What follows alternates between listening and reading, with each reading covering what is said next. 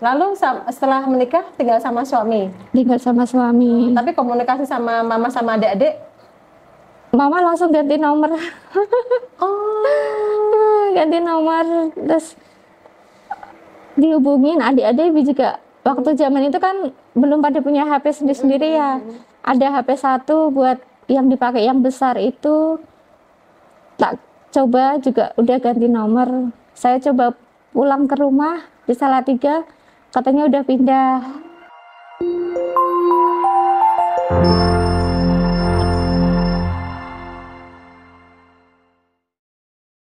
Assalamualaikum warahmatullahi wabarakatuh. Kembali lagi bersama saya Natalia di Sapa Mu'alaf Semarang, FKM Semarang Official. Dan di sini di siang yang sangat cerah ini kita punya narasumber yang luar biasa. Kisahnya insya Allah akan memberikan manfaat dan memberikan inspirasi buat kita semua. Dan yang pastinya kisah beliau ini belum pernah ditayangkan di tempat yang lain. Dan insya Allah dengan sekian tahun beliau sudah menjadi seorang mu'alaf,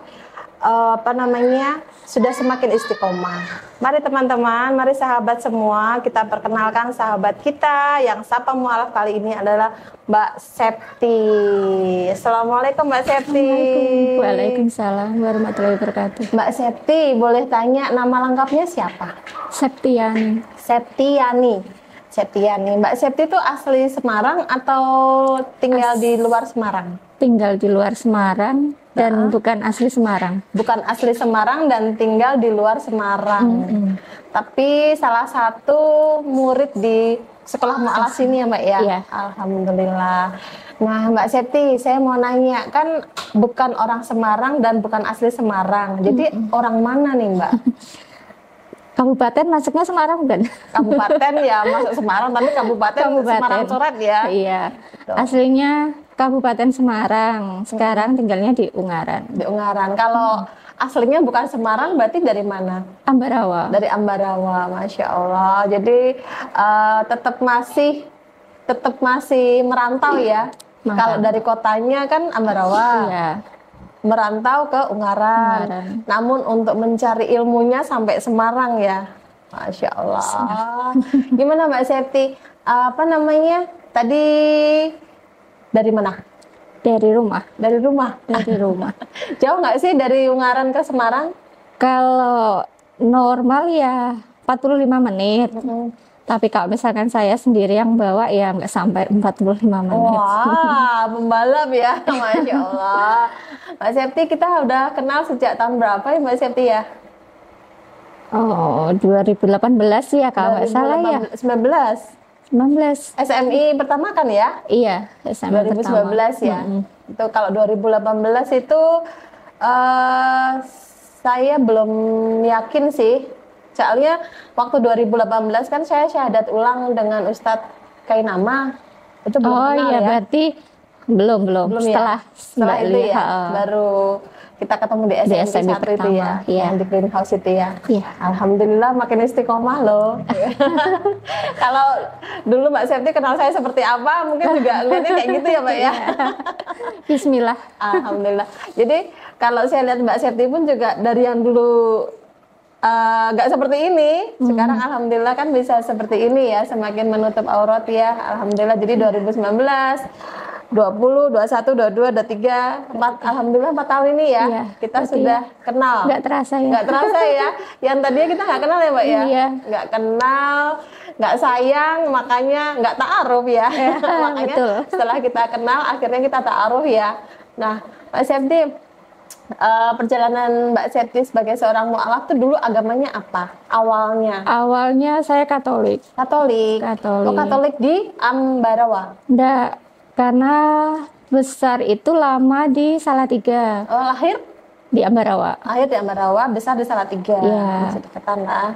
Terus? Jadinya kan kalau lingkungan Salatiga ya gitu banyak Yang Nasrani. Ya, walaupun saya sekolahnya negeri terus, tapi tetap ya masih Katolik. Ya. Kalau Bapak Ibu? Bapak itu aslinya Muslim. KTP di kantor pun juga Muslim. Kalau Mama aslinya memang Katolik, cuman karena dulu nikahnya di kantor, jadinya kan kalau TNI kan tetap harus nih ngikutin. satu agama kan, jadinya nikah Islam. Oh. Jadi KTP mama secara nggak langsung KTP-nya Islam. Tapi tetap di Katolik, menjalankan keagamaannya Katolik gitu kalau mama. Enggak juga. Oh enggak juga ya. Oh. Enggak juga lalu, sih. Kalau bapak dari keluarganya bapak berarti sebagian besar Muslim. Memang Muslim dari keluarga Iya, bapak ya. iya. Jadi bapak setelah menikah dengan mama itu tetap menjalankan sebagai seorang Muslimnya atau mengikuti mama yang Enggak Katolik? juga. Enggak juga ya. Jadi abu-abu ya. Iya. Abu-abu ya. Enggak Tapi juga. sampai sekarang bapak agamanya? Papa meninggal itu tetap dikuburkannya secara Katolik. Oh, papa meninggalnya dikuburkannya secara Katolik. Iya. Karena kan saat itu kan kami masih benar-benar kental Katoliknya ya. Karena di Salatiga itu. Iya. Juga kan masih di asrama, otomatis dulu kan karena anak-anaknya semuanya Katolik, jadinya papa waktu meninggal malah dikuburkannya secara Katolik. Di kantor pun juga ditanyakan, loh ini agama Islam tapi kok dikuburkannya secara Katolik. Tapi kalau sekarang kita udah tahu rasanya nyesel ya. Iya. Tapi waktu saat itu pas mau dikuburkan juga tidak ada yang melarang papa. Karena dikuburkan baik dari keluarganya papa sendiri ya. Iya.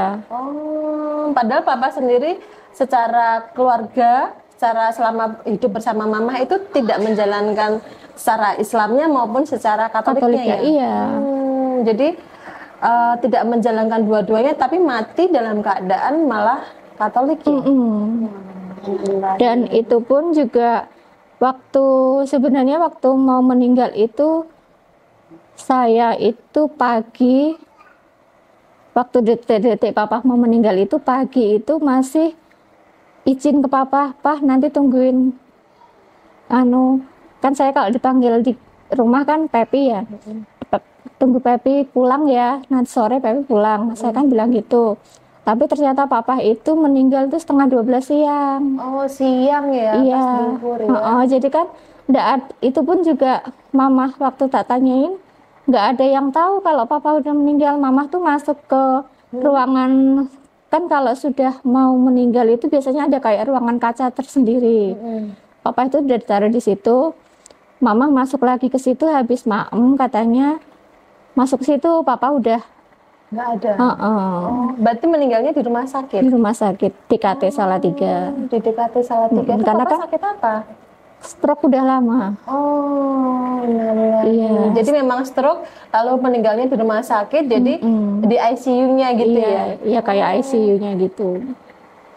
Jadinya kan mungkin waktu meninggal itu kan tidak ada yang menuntun atau apa kan sebenarnya kalau keluarga dari papa tetap ngeyel, misalkan papa dikuburkan secara Islam gitu ya mungkin bisa ya. Walaupun tidak menyebut la ilaha illallah ya, juga cuman ya. Tapi dari keluarga papa atau dari kantor pun tidak mau permasalahkan ya sudah kami anak-anaknya menguburkannya secara Katolik. Itu tahun berapa itu Mbak? Papa itu saya nikah 2011, 2 tahun sebelumnya, 2009. 2009. Iya. 2009 itu papa meninggal. Lalu tapi Mbak Septi di situ posisi masih Katolik? Masih Katolik. Masih Katolik. Masih Katolik. Oh, jadi terus Mbak Septi jadi Muslimnya 2011. 2011 waktu menikah itu. Iya, mau menikah. Tapi Muslimnya karena mau menikah atau karena mau menikah sama seperti saya ya. Jadi Iya. memang alasannya mau menikah, jadi kita syahadat. Syahadat. Tapi itu Mbak Septi maksudnya waktu syahadat yakin gitu loh, maksudnya oke lah gitu. Sudah. Karena kan sebelum syahadat itu kalau mau menikah di KUA Salatiga dulu kan kayak kalau di Katolik kita ada pelajarannya gitu. Nah, itu kan selama 2 minggu itu dapat pelajaran. Padahal tahun 2011 ya. Iya. Sudah ada pelajaran Di seperti KUA itu ya. Salatiga ada. Sedangkan saya tuh nggak ada, Mbak. Nggak ada. Jadi waktu saya syahadat Desember 2016, saya juga mengatakan bahwa mau alasannya untuk menikah tanggal 6 Januari 2017 itu dari pihak KUA juga enggak ada istilahnya Mbak belajar dulu ya, atau ditanya ini alasannya untuk apa gitu. Iya. Saya sudah bilang mau menikah gitu. Jadi tapi nggak ada. Diajarin dulu itu Mbak, lumayan. Jadi kita pertama kali mau menikah itu kan kayak dikasih tahu Islam itu gimana gitu. Jadi kan kita semakin kenal ya, semakin mantep Bukan lah karena gitu. jatuh cintanya mau ngebet mau nikah terus jadi gitu. Enggak juga sih. Nah, gitu ya. Mm. Soalnya saya nggak ada, jadi saya di KUA Gajah Mungkur tuh nggak ada.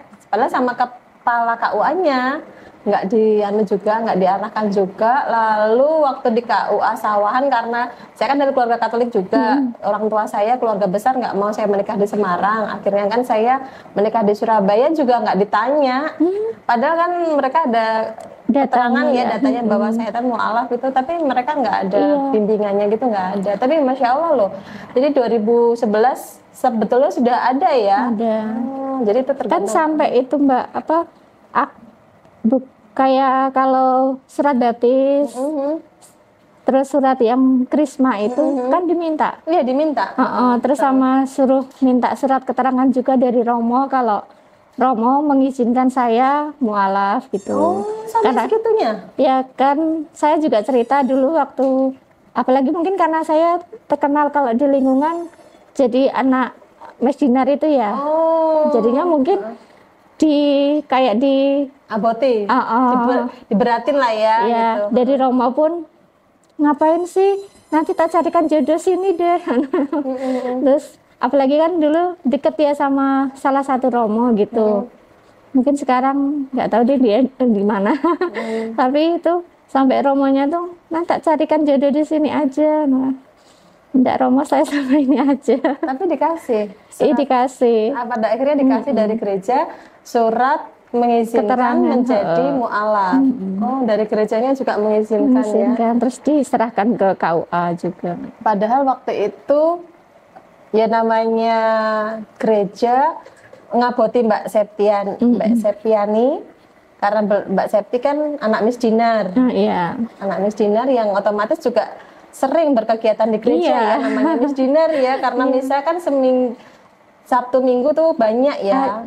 Harian kan juga ada, Mbak. Harian juga ada, itu pun juga jadi misdinar juga ya. Kalau pagi kan. Kalau pagi, Masya Allah. Jadinya sudah jadi anak misdinar, minta izin sama Romo untuk jadi mualaf karena mau menikah ya. Mau menikah. Tapi karena kekeh yakin dengan pilihannya dan yakin dengan insya Allah yang membawa ya, istilahnya kan suami siap mengajari, membimbing lah gitu ya, itu siap menanggung. Masya Allah. Itu dari lingkungan gimana tuh Mbak? Kalau dari lingkungan Teman-teman lah gitu tuh gimana? lah itu Mbak, teman-teman yang dibilang apa ya, bestie ya. Kalau sekarang bestie ya, itu ada satu sekarang kerja di luar negeri itu sampai apa ya, kayak diemin, kayak gitu. ya bencinya sih enggak, cuman diemin. Kenapa sih kamu nggak mau jadi, padahal kan dulu setiap dia pulang ke Indonesia pasti kita ada kalau ketemuan besok kan, dia kalau pulang pasti pas Natal ya, ketemuan ya nanti gitu-gitu. Natal ya. Nanti aku cariin tempat duduk. Karena di gereja itu ya. Iya. Terus akhirnya aku jadi mualaf ya, dia kan ya siapa lagi yang mau nyariin tempat duduk. Ibaratnya kalau Natal gitu kan mesti cari tempat duduk susah. Tunggu dulu dong. Kan kalau anak misdinar setahu saya itu usianya masih belasan. Kalau Mbak Septi sendiri gimana? Kan kalau saya waktu jadi misdinar kan memang dari SMP sampai SMA itu masih kadang bantuin yang adik-adik yang kecil-kecil ya. Terus habis itu setelah SMA kan saya terus kuliah pindah di Semarang. Ya kenal suami itu kan juga di Semarang, jadinya kadang kalau pulang ke ke Salatiga itu juga cuman bantuin aja. Bantuin aja. Jadi istilahnya ada prosesnya ya. Tapi kan tetap yang seangkatan ini kan masih ada komunikasi salah satunya dengan bestinya itu yang kerja di luar negeri itu ya. Masya Allah. Nah itu kan dari lingkungan gereja nih, dari besti yang seperti itu yang menyayangkan Mbak Seti masuk menjadi seorang muslimah. Dari keluarga gimana Mbak? Papa kan udah meninggal nih, jadi tinggal mama sama Adik-adik. ada adik dua. Ada dua ya, cowok-cowok, cewek-cewek. Cowok-cewek. Cowok-cewek ya. Jadi dari adik mama sama adik berdua itu masih Katolik juga. Masih Katolik Itu sampai tanggapannya sekarang. gimana? Ya awalnya ya mereka menentang, saya pun jadi lebih mantep masuk ke Islam kan karena juga mama udah ndak mengakui anak gitu loh. Kok bisa? Ya karena saya mau masuk Islam itu. Kan masuk Islamnya tahun 2011. 11 Itu bulan apa? bulan November. November. November. Terus nggak merasa Diakui anak sama mama itu sejak bulan Juni apa Juli ya Juni 2011 itu. Iya. Karena tahu mantap mau apa gitu ya. kayak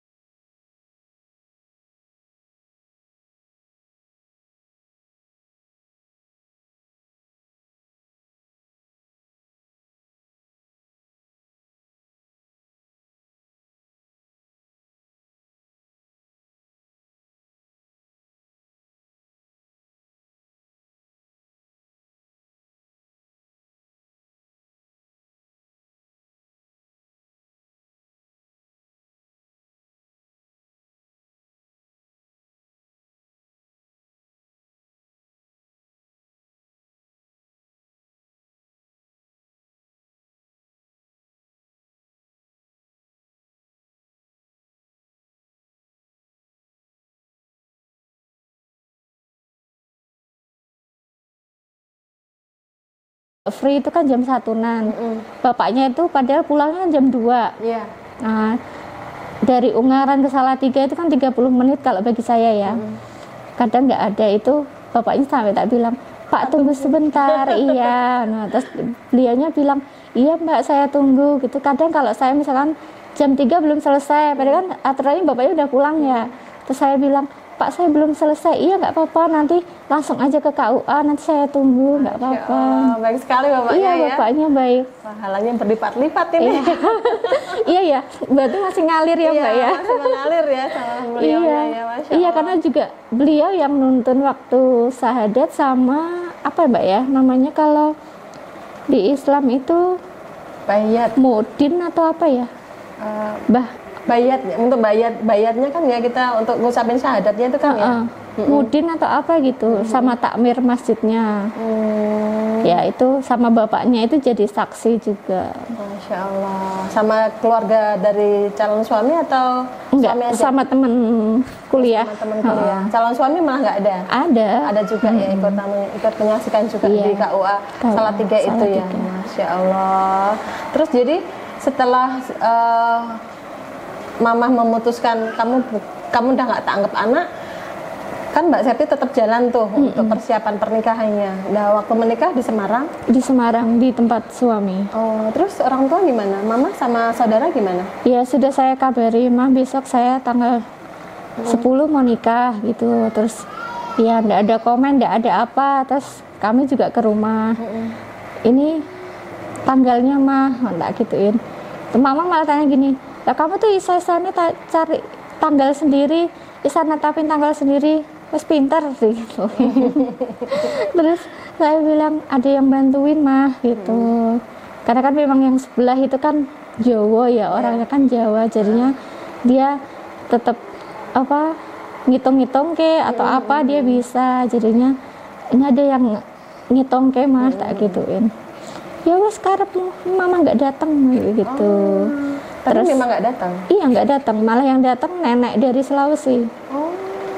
Yang datang jadinya nenek dari Sulawesi sama bude yang datang. Bude dari pihak Mama. Iya. Oh. Saudara-saudara Mama dari pihak Mama juga pada datang. Dari pihak Bapak juga datang. Ada datang perwakilan. Oh, Karena terus yang jadi walinya dari pihak Bapak berarti? enggak. Oh, wali hakim. Wali hakim. Masya Allah. Wali hakim. Itu gimana tuh Mbak perasaannya tuh ya? Soalnya kan bagaimanapun kita menikah juga harapannya Ada orang membahagiakan tua. keluarga. Iya. Silakan mentas anak pertama ya. Iya. 2011 menikah ya. Lalu setelah menikah tinggal sama suami. Tinggal sama suami. Tapi komunikasi sama mama sama adik-adik? Mama langsung ganti nomor.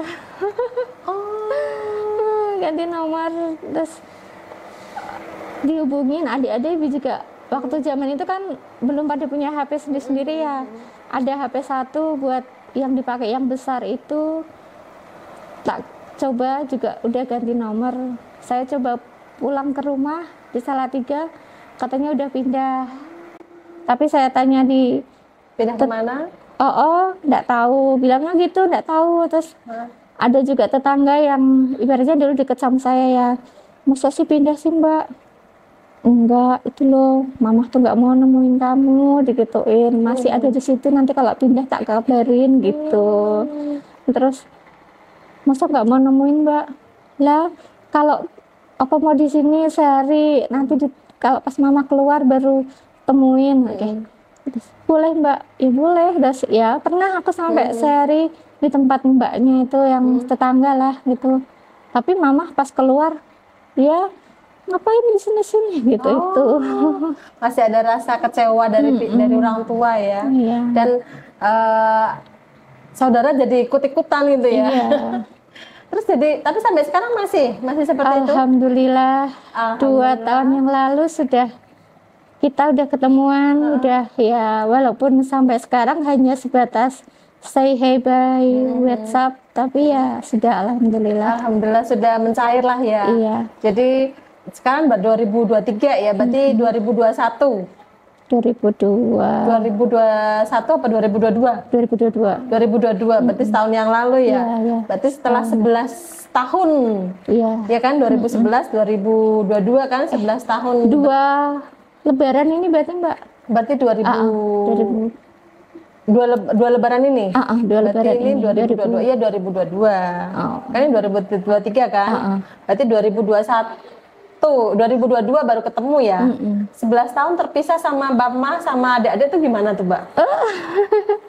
Waktu ketemu kangennya gimana? Iya, sebenarnya biasa aja sih. Sebenarnya biasa aja. Enggak, maksudnya kan gini nih, ekspektasi kita kan gitu kan ya. Enggak, ya pengennya ya pengen peluk, pengen apa gitu ya. Cuman kayak Mama masih jaga jarak juga. Apalagi kan Mama dulu waktu pertama kali saya mau main itu toh, saya kan izin, "Mah, tak main rumah ya." Kayak, "Iya boleh." Tapi terus dikasih tunjuk foto anjingnya. Tapi Mama punya ini loh di rumah gitu. Iya nggak apa-apa. Terus saya bilang ke suami juga, iya nggak apa-apa ya, nanti habis pulang dari Mama bersih-bersih gitu. Terus iya nggak apa-apa Mah, kapan gitu, besok deh gitu Mama. Terus ya akhirnya nggak usah nunggu besok lagi apa-apa, bisa nggak bisa hari itu ya wes langsung ke rumah. Berarti tinggal di mana sekarang Mama sama? Sekarang tinggal di Pudak Payung. Oh, di Pudak Payung deket lah ya.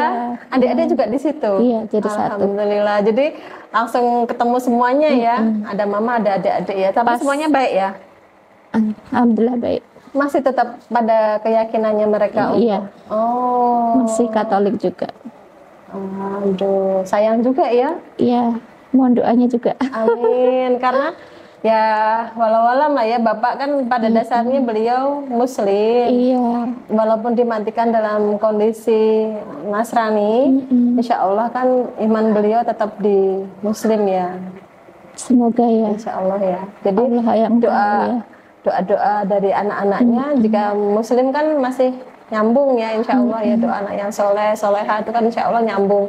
Nah sekarang dari Mbak Septi sendiri nih sudah jadi mu'alaf 2011, berarti sudah 12 tahun ya. Iya. 12 tahun menjadi seorang mu'alaf, sudah apa aja Mbak yang sudah dirasakan menjadi seorang muslimah? Apakah ada ujiannya? Banyak ya, pasti ujian. Dibandingkan dulu waktu Nasrani dengan menjadi seorang muslimah tuh gimana? Banyak ya pasti ujian. Apalagi kalau kadang kita terbenturnya sama ibaratnya mungkin seperti ini.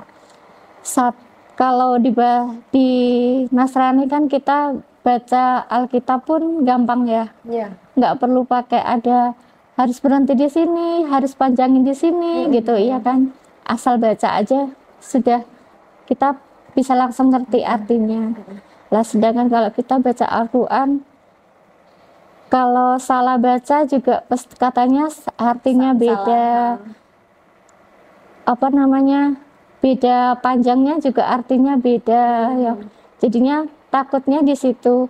Bener nggak sih apa yang sudah saya ibaratnya sudah saya baca, sudah saya ngerti, tapi itu memang sesuai sama yang ditulis di situ atau tidak, kan seperti itu.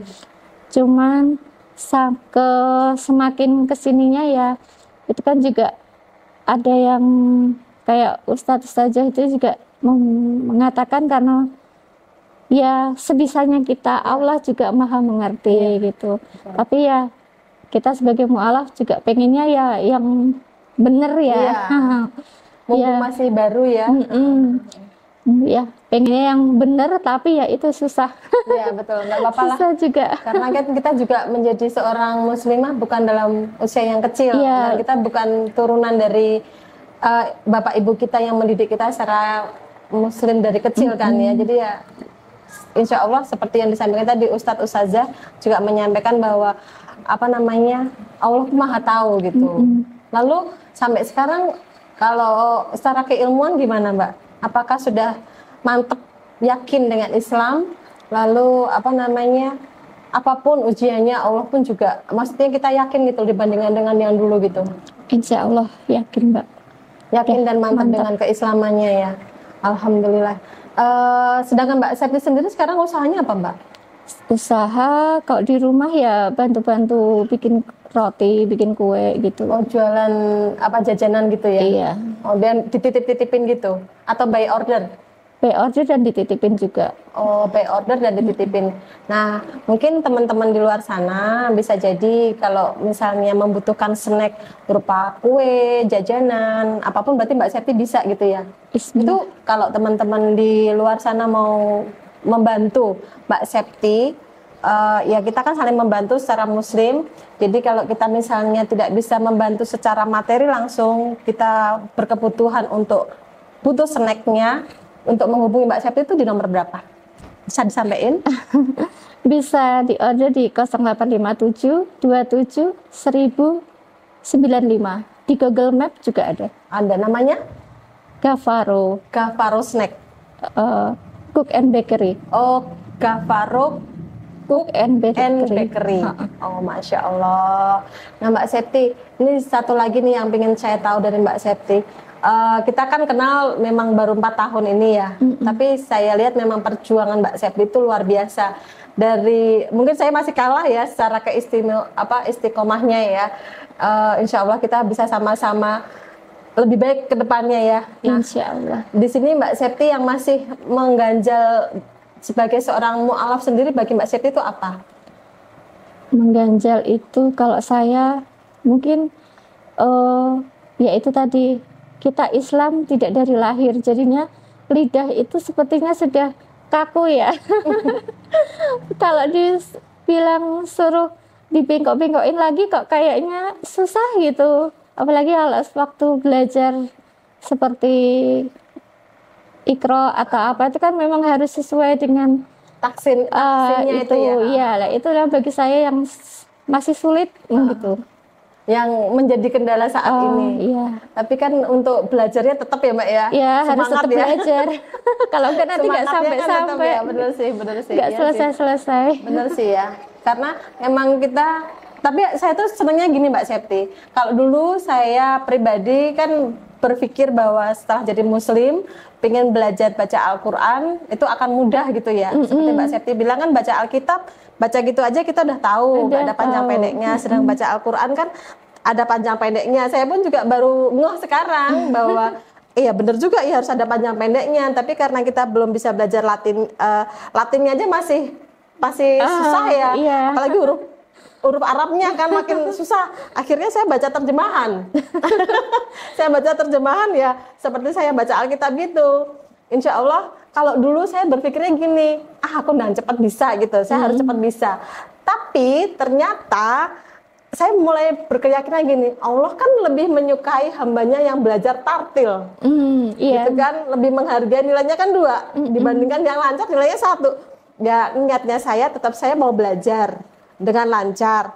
Tapi kalaupun saya akhirnya masih tartil, Allah pun juga maha melihat gitu loh. Jadi saya tidak lagi mengejar kuantitasnya, tapi saya mau mengejar kualitasnya. Jadi walaupun dibecandain sama anak-anak, ih masih belajarnya jilid 1 gitu, saya nggak masalah gitu. Loh umurmu berapa? 12 lah, aku masih 7 lah. Mbak Septi kan juga gitu. Loh kamu 12, aku masih 11 kan gitu. Gitu ya. Jadi kan mereka secara anak-anak cepat pahamnya, lah kita kan sudah terlalu banyak gitu. Apalagi pegang peso lupa. Udah lupa. Nah, sedangkan Mbak Septi sendiri nih, ada keinginan apa lagi Mbak setelah menjadi seorang mu'alaf Mbak?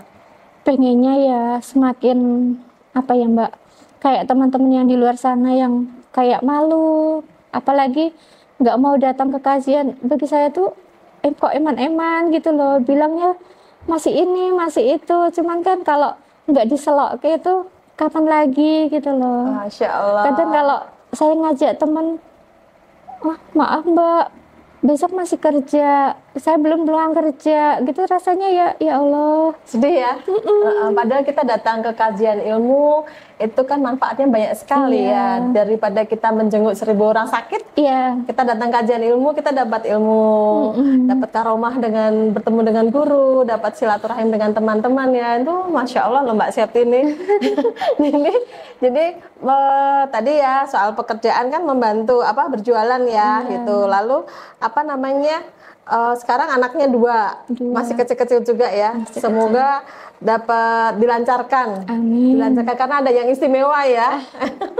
Pakai telur. Pakai telur ya. Jadi insya Allah anak yang menjadi titipan dari Allah pun juga menjadi ladang pahala Mbak Septi karena memang istimewa, kedua anak ini memang istimewa Gafa dan Faro itu ya.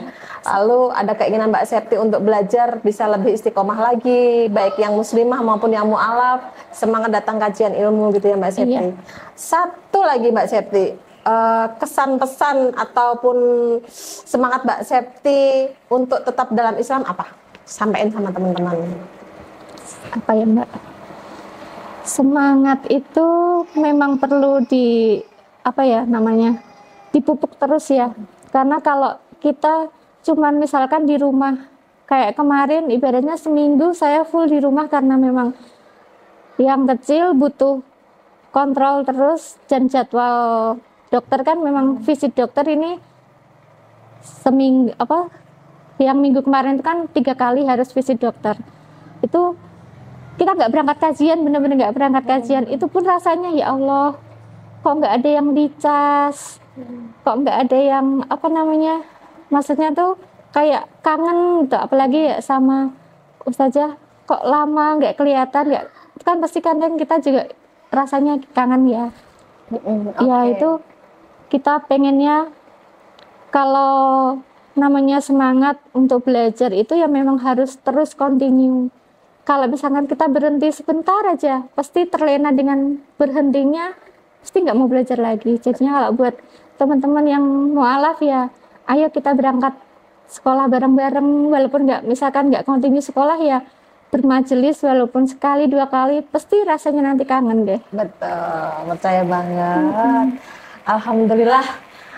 Kisah bersama Mbak Septi yang sedikit ini akan memberikan manfaat dan berkah untuk kita semua, memotivasi kita semua yang di luar sana untuk semakin semangat hadir kajian ilmu, karena dengan kajian ilmu kita akan mendapatkan banyak sekali manfaat. Dan kita doakan baik untuk mamah dan adik-adiknya Mbak Septi supaya nanti bisa jadi seorang muslim ya Mbak ya, muslim dan muslimah ya. Dan untuk keluarga Mbak Septi sendiri, mari kita doakan semoga ujian yang beliau hadapi hingga saat ini bisa diringankan oleh Allah dan akan dimudahkan, dilancarkan beliau dalam istiqomahnya di Islam.